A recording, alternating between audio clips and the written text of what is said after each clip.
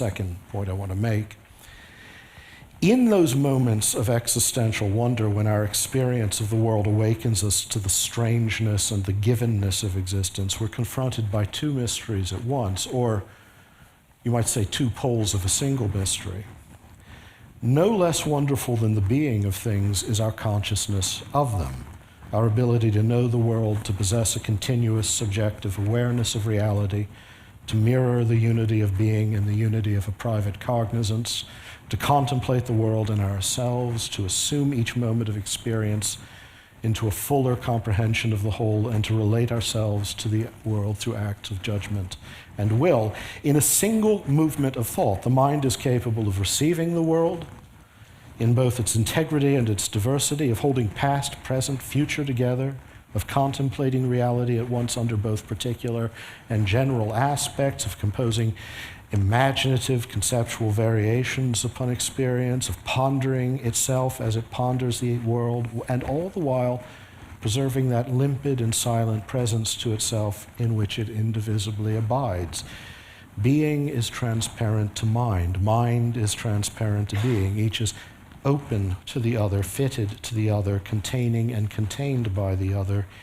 Each is the mysterious mirror in which the other shines, revealed not in itself, but in reflecting and being reflected by the other. Even an intelligent materialist, someone convinced that materialism could be a coherent picture of reality, which I would argue it can't actually, has to acknowledge that the powers of the mind can't be exhaustively accounted for solely in terms of the mechanics of sensory stimulus, neurological response, simply because neither stimulus nor response is by itself a mental phenomenon. It has no conceptual content or personal awareness. I'm going to say something that some people might find overly bold, but it's a logical point I'm making. It's not a point about the current status of brain science. I would say that consciousness is a reality that cannot be explained in any purely physiological terms at all, because even the most basic phenomenology of consciousness discloses this vast incommensurability between physical causation and mental events that is qualitatively so large that it's impossible to create a causal model that reduces one to the other. Now, that doesn't mean that the materialist is wrong. It just means the materialist can never know that he or she is right. Certainly not within the conceptual paradigms we've inherited from the mechanical philosophy since the 17th century.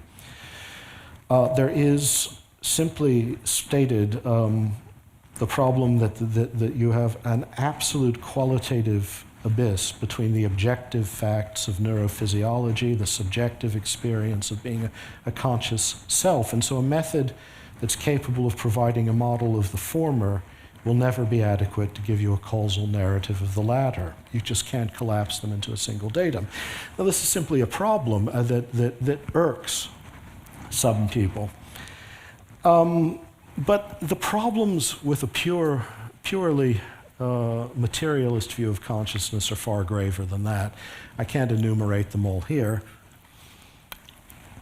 But things like intentionality, the directedness of the mind towards things, and the directedness towards things under certain aspects, which is a great part of the philosophy of mind, the unity of consciousness, and so on. If you take seriously an unreconstructed physicalist view of reality, there's simply no way of giving a plausible account of these things that doesn't suggest that at some point something magical occurs and the physical is inverted into the mental. But I'm not going to dwell on that.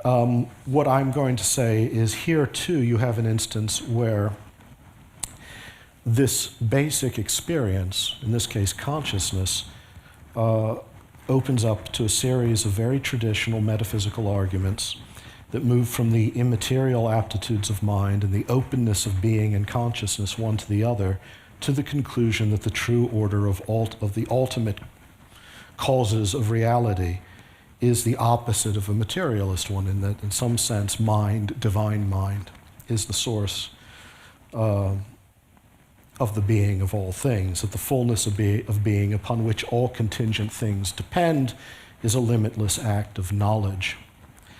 So here again, even in our consciousness, we find that we can approach nature only across the interval of a reality that is supernatural. And I'm using that just in a very squingingly technical sense. It is beyond the physical narrative. It is something that can't be taken into account in the physical narrative, but has to be presupposed. For instance, why can't there be a physical explanation of existence? Well, because anything physical is by definition something that exists. So there cannot be a physical cause of existence. In the case of consciousness, the arguments are of another sort. But again, we find that our immediate experience of the world is not an experience of a self-sufficient natural order.